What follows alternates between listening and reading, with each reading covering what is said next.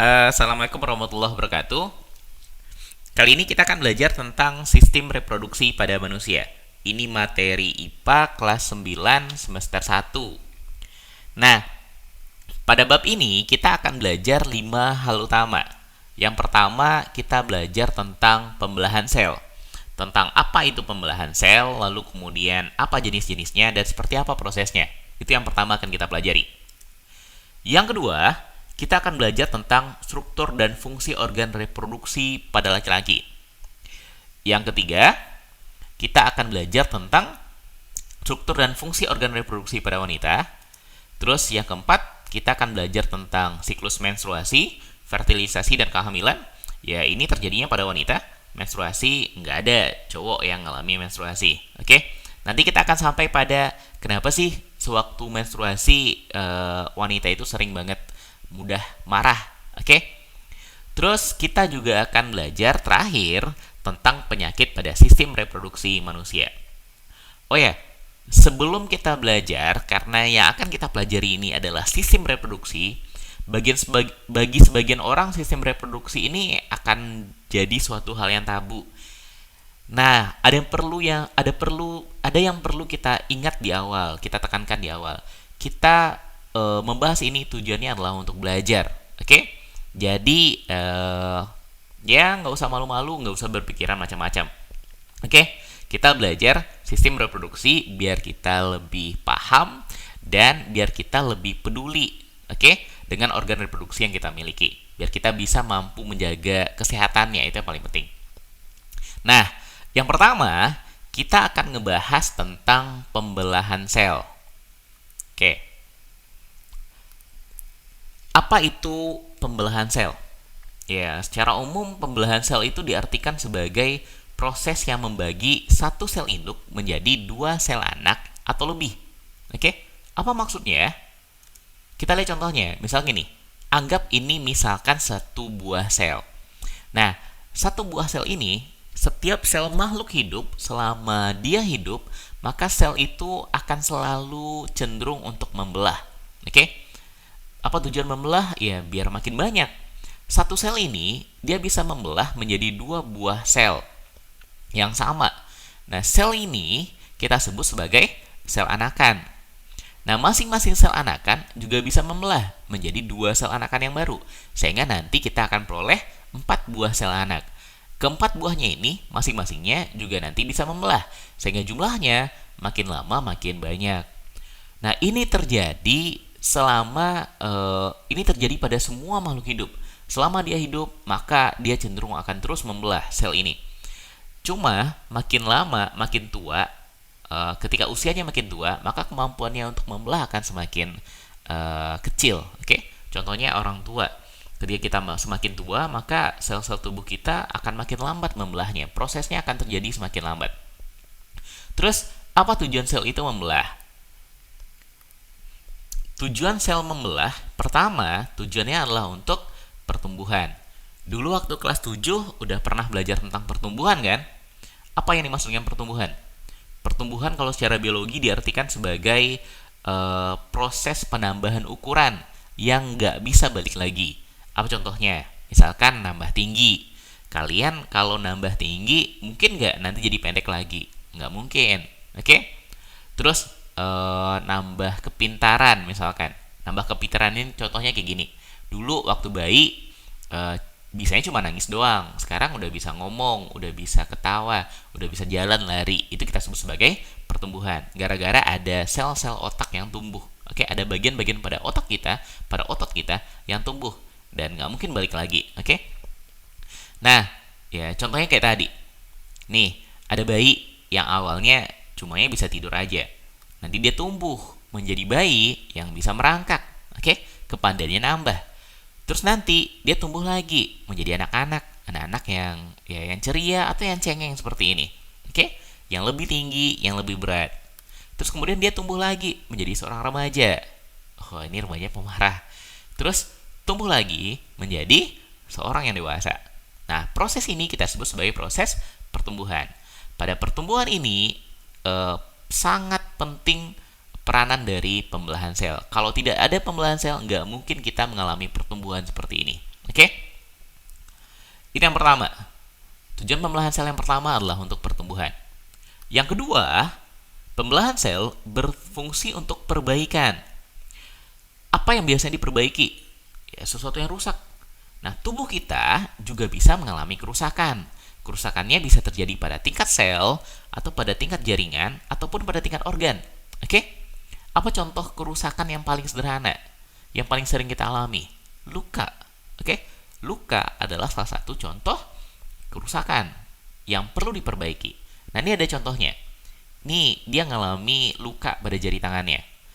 Nah, luka itu makin lama, ya dia bisa sembuh sendiri. Kadang-kadang nggak perlu diobati, dia bisa sembuh sendiri. Kenapa bisa sembuh? Gara-gara sel-sel yang berada di dekat luka itu mengalami pembelahan, sehingga lukanya bisa ditutup oleh sel-sel yang baru. Nah, kalau sering kita perhatikan, setiap ada luka, biasanya ada bekasnya. Bekas lukanya biasanya kalau misalkan lukanya berupa sayatan, maka pada bagian sayatan itu biasanya lebih pucat daripada sekelilingnya. Kenapa lebih pucat? Ya karena diisi oleh sel-sel yang baru diproduksi. Sementara sekitarnya itu berupa sel-sel yang lebih lama, sehingga yang baru kelihatan lebih pucat. Oke? Ini yang kita maksud dengan perbaikan. Dan perbaikannya nggak hanya berupa luka saja. Oke? Sel-sel tubuh kita biasanya selalu berganti. Sel-sel tua diganti sama sel-sel yang baru. Terus, yang ketiga, pembelahan sel bertujuan untuk proses reproduksi. Nah, apa itu reproduksi? Reproduksi adalah perkembangbiakan. Oke? Beranak, lalu kemudian anaknya beranak lagi, itu kita sebut sebagai reproduksi. Nah, pembelahan sel dengan tujuan reproduksi ini terjadi pada sel-sel kelamin. Kalau pada laki-laki kita nyebutnya sebagai sperma, kalau pada perempuan kita nyebutnya sebagai sel telur. Oke?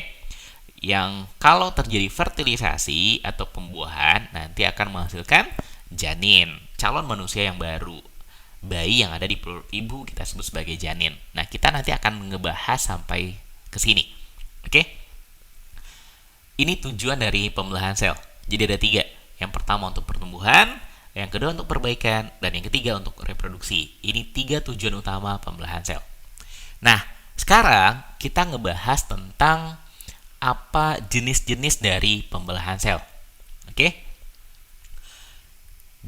Ada 2 jenis utama dari pembelahan sel. Ada namanya pembelahan mitosis, ingat mitosis, dan pembelahan meiosis. Oke?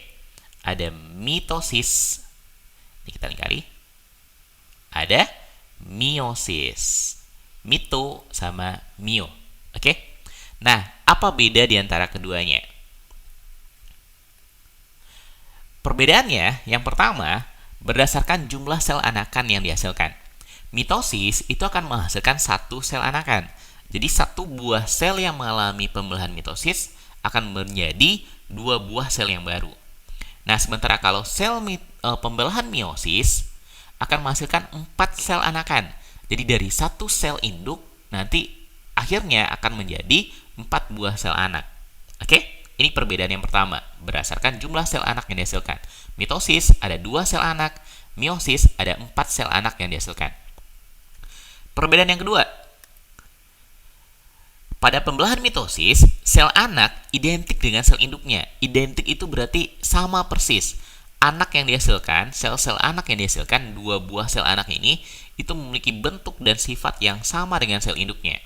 Sementara kalau pada pembelahan meiosis, sel anak yang dihasilkan tidak identik, beda dengan sel induknya. Oke, jadi keempatnya ini beda sama induknya. Terus yang ketiga, kenapa sel anak identik dengan sel induknya kalau pembelahan mitosis?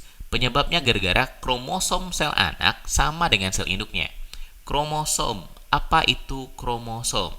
Waktu kelas berapa ya belajar tentang sel? Kelas 7 ya?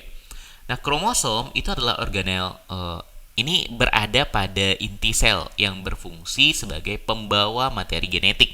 Oke, pembawa sifat-sifat genetik. Misalkan pada manusia ada hidung mancung, ada rambut pirang misalkan, atau ada yang matanya hitam, ada yang matanya biru. Nah, semua kode-kode genetik itu dibawa oleh kromosom.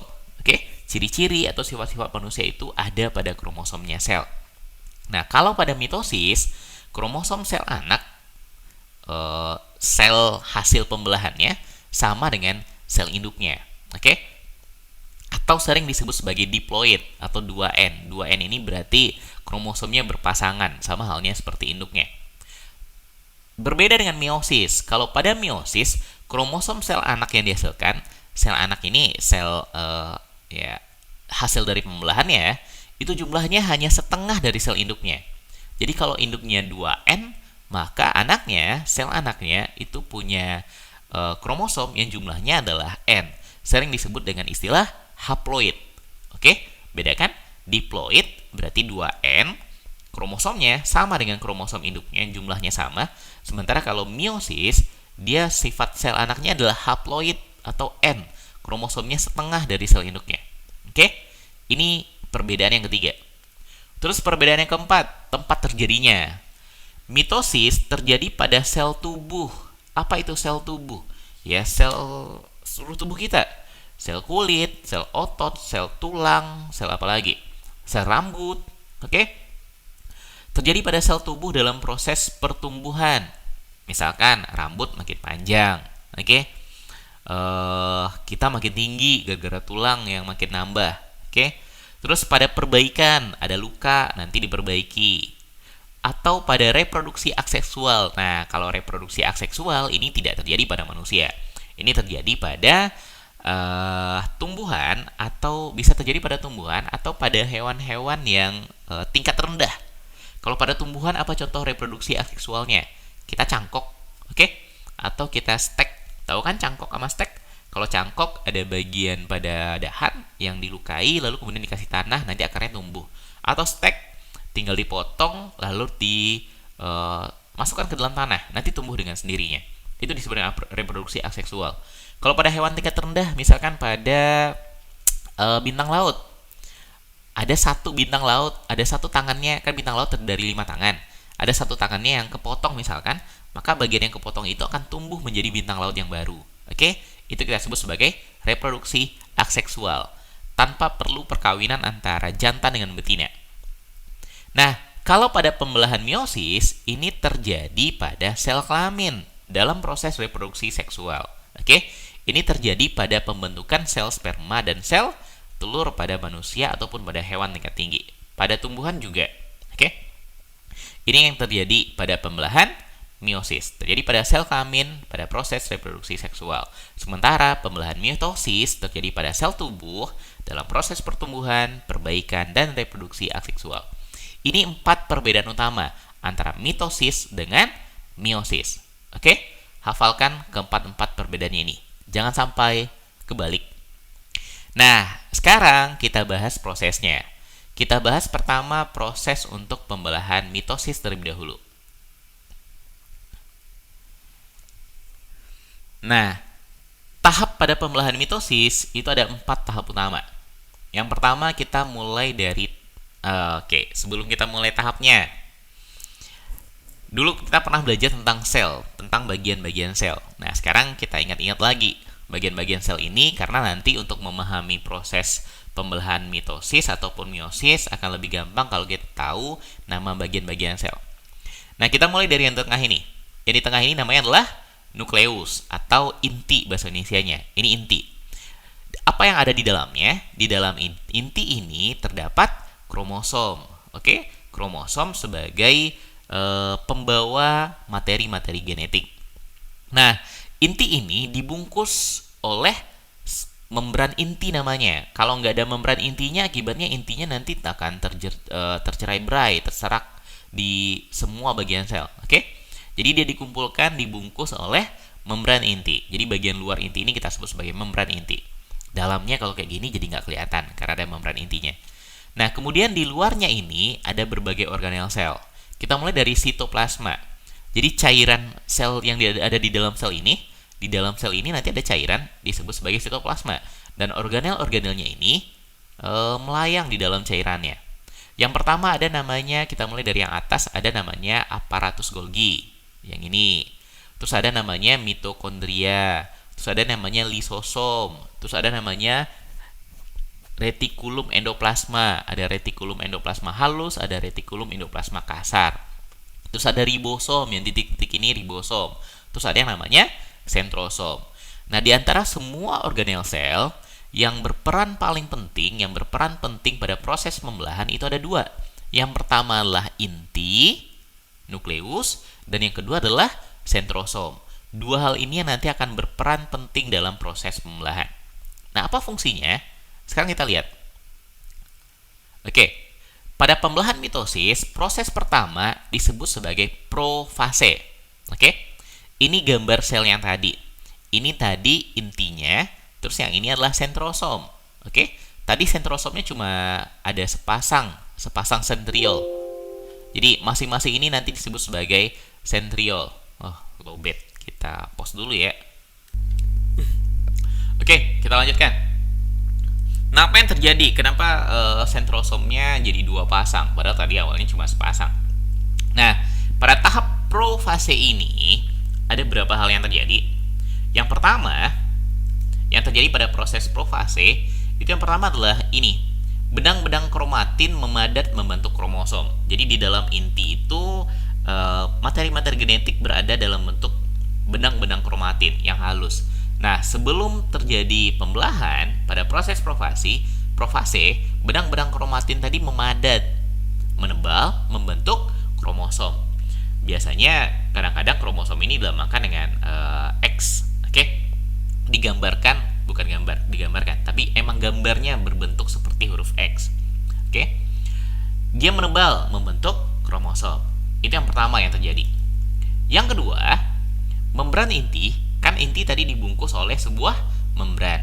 Nah, membran inti pada proses profase dia mulai rusak menjadi bagian-bagian kecil.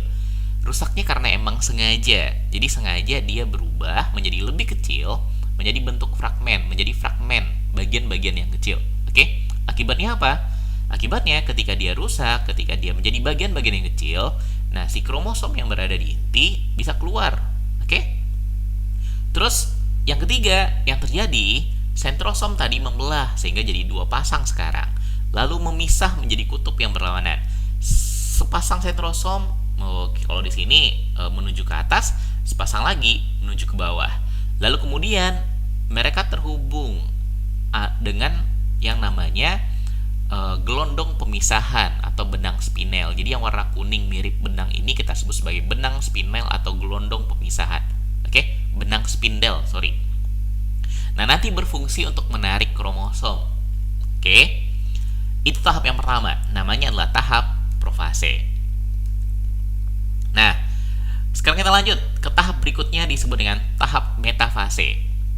Nah, si membran intinya kan udah hilang, maka si kromosomnya udah bebas berada di dalam sel, udah berada di luar inti, nggak lagi ada di dalam inti, tapi di dalam sitoplasma dia sekarang.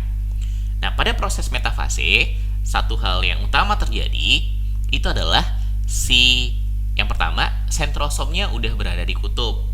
Yang satu ada di atas, yang satu ada di bawah. Oke?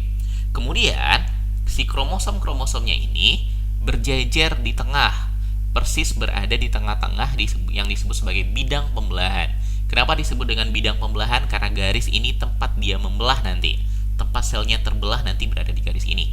Dan si kromosom udah berjejer di sana. Oke? Udah bersiap-siap untuk membelah. Jadi kromosomnya yang dibelah terlebih dahulu. Ini proses yang kedua. Namanya metafase. Yang pertama, profase. Yang kedua kita sebut sebagai metafase. Oke? Lanjut, proses yang ketiga. Proses ketiga kita sebut sebagai proses anafase. Nah, coba perhatikan gambarnya.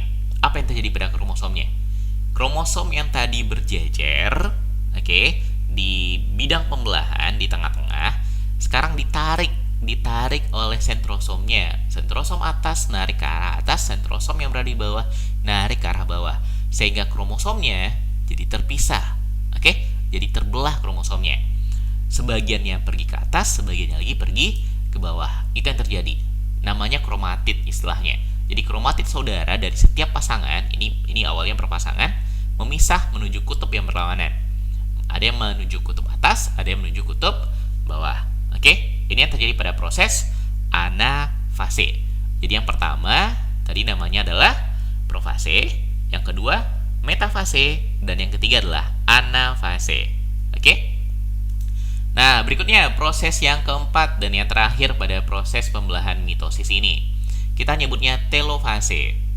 Kromosom yang udah terpisah, yang udah ke atas sebagian dan ke bawah sebagian, berikutnya mulai dibungkus lagi oleh membran inti. Jadi membran inti yang tadi awalnya di profase mulai menghilang, oke, berubah menjadi fragmen. Di bagian telofase, membran inti kembali lagi membungkus kromosom. Oke, masing-masing ada di sel yang atas dan ada di bagian bawah. Oke, jadi nanti akan dihasilkan 2 buah sel dengan 2 buah inti.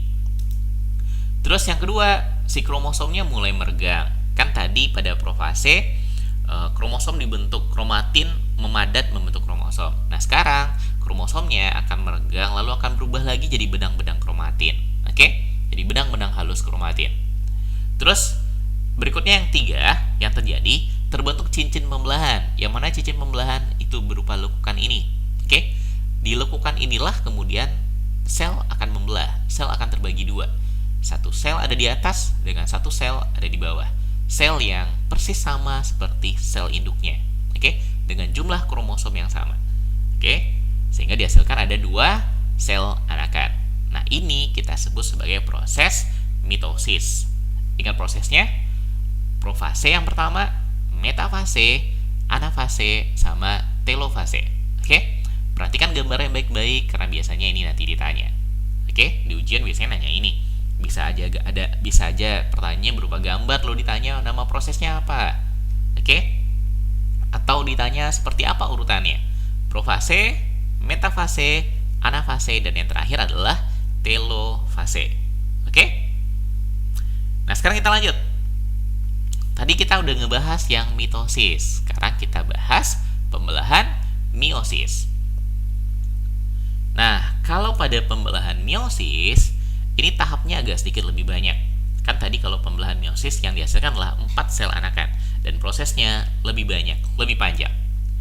Nah, proses yang pertama kita nyebutnya sebagai profase. Ini kita zoom aja dulu. Ini zoom kalau nggak salah nih. Nah, ini. Nah, pada proses profase ini pada proses yang pertama kita nyebutnya sebagai profase 1. Oke?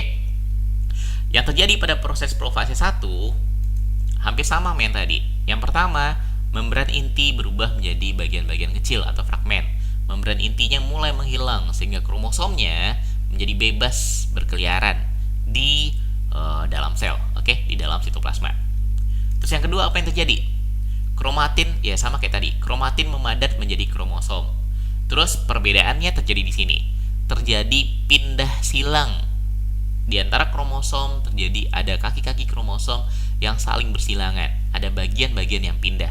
Bagian dari kromosom pindah ke bagian berikutnya. Oke? Nah, inilah yang mengakibatkan kromosom anak berbeda dengan kromosom induknya. Karena terjadi perpindahan silang, maka ketika dia membelah, maka kromosom yang dihasilkan, kromosom anak yang dihasilkan berbeda dengan kromosom induknya. Oke? Ini yang kedua. Terjadi pindah silang pada kromosom. Terus berikutnya, sentrosom ini sama kayak tadi. Terbentuk sentrosom, sentrosomnya membelah sehingga terjadi 2 pasang, lalu kemudian memisah menuju kutub. Yang satu ke kutub bawah, yang satu ke kutub atas. Terus terbentuk gelondong pembelahan atau benang spindel istilahnya. Oke? Ini proses yang pertama. Kita nyebutnya sebagai proses profase. Oke? Terus yang kedua disebut sebagai proses metafase 1. Kalau tadi profase 1, yang kedua disebut dengan metafase 1. Mirip yang terjadi sama metafase pada mitosis.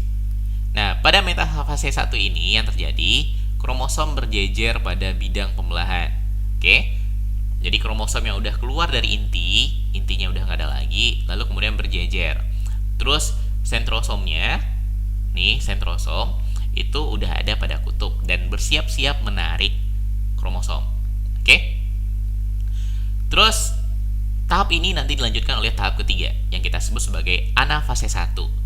Nah, pada proses anafase, kromosom yang udah berjajar ditarik oleh sentrosomnya ke atas dan ke bawah sehingga terpisah dua. Oke? Kromosom homolog memisah dan bergerak ke kutub. Terus, proses yang keempat adalah proses telofase.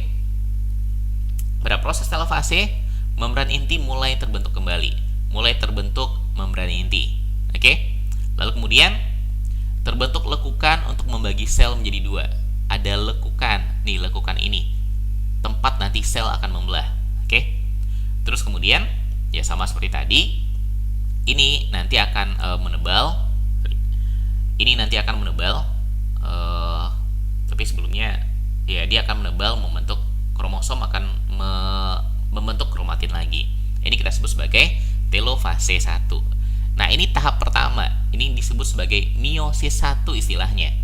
Jadi dari tahap pertama dari profase 1 sampai telofase 1, 4 tahap pertama ini disebut sebagai meiosis 1. Oke? Nah, meiosis tidak berhenti sampai di sini. Nah, ketika ini udah membelah, proses pembelahannya nanti disebut sebagai sitokinesis. Terjadi sitokinesis sehingga dibentuk dua sel anakan yang haploid. Nah, berikutnya ada proses yang kita sebut sebagai profase 2. Ini kita nyebutnya profase 2. Jadi dari telofase 1 nanti menjadi profase 2. Apa yang terjadi di profase 2? Mirip seperti yang terjadi di profase 1. Setiap sel anak yang tadi dihasilkan, kan telofase 1 nanti mengalami sitokinesis. Sitokinesis ini istilah untuk proses pembelahannya. Dia terpecah menjadi dua. Masing-masing sel anak akan mengalami profase 2. Yang terjadi pada profase 2 ya sama kayak tadi. Sel anakannya ini sifatnya haploid. Kromosomnya setengah dari kromosom induknya.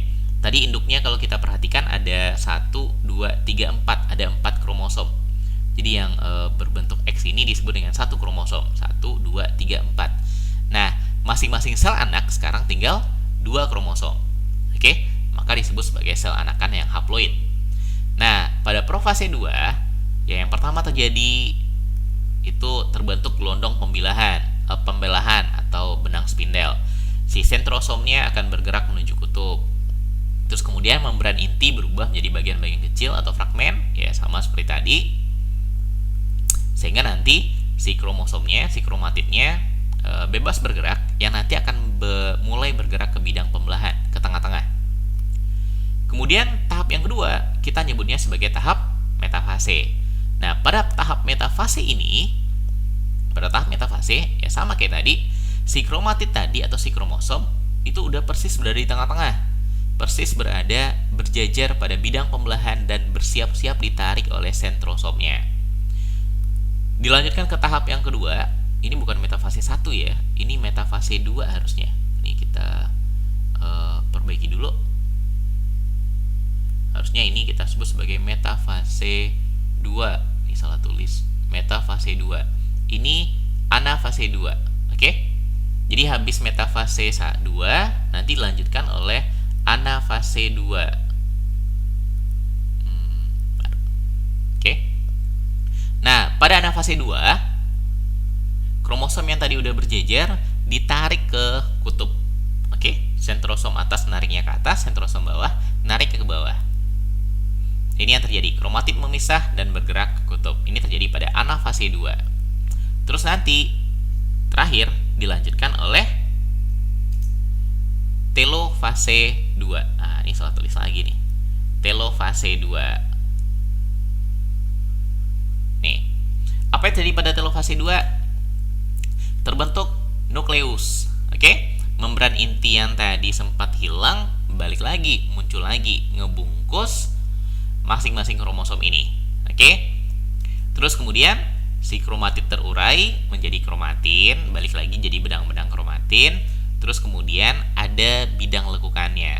Yang bidang lekukannya ini nanti akan mengakibatkan sel terpisah, sehingga nanti akan dihasilkan 4 buah sel anakan. 1, 2, 3, 4. Proses pemisahannya kita sebut nanti sebagai sitokinesis.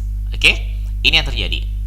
Nah, pada proses meiosis ini dari profase 1 sampai telofase 1 ini kita sebut sebagai meiosis 1 tahap pertama dari profase 1 sampai telofase 1.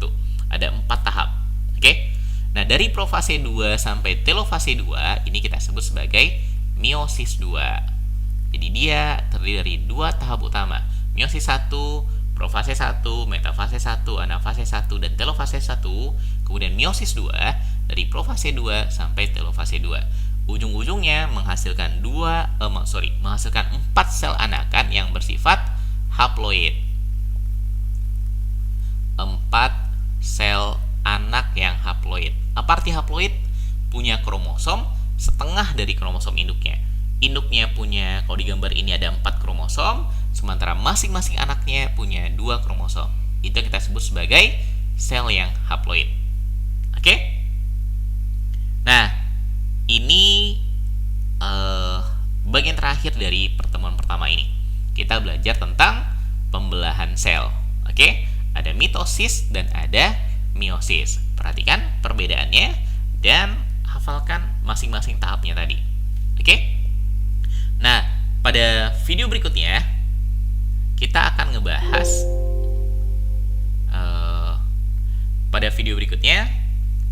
ngebahas tentang, karena kita udah belajar pembelahan sel, maka pada video berikutnya, pertemuan kedua, kita akan bahas tentang struktur dan fungsi organ reproduksi laki-laki. Oke? Untuk itu jangan lupa subscribe dan like biar Kak makin semangat bikin video-video untuk materi-materi sekolah. Oke? Terima kasih. Oh ya, jangan lupa lihat pembahasan soal, karena video ini nanti akan dilengkapi dengan video pembahasan soalnya. Oke, kita cukupkan. Alhamdulillah. Assalamualaikum warahmatullahi wabarakatuh.